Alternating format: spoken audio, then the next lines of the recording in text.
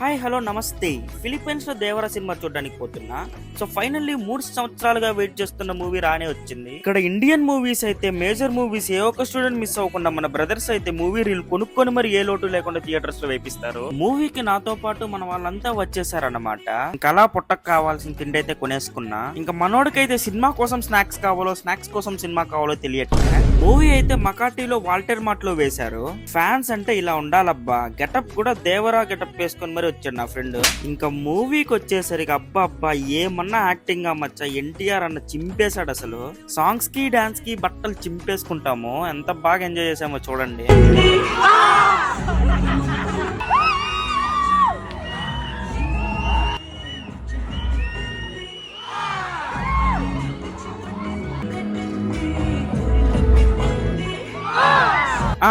అది మచ్చా. ఒక లైక్ చేసుకొని మీకు మూవీ ఎలా అనిపించిందో కామెంట్స్ చేసేయండి. Bye bye.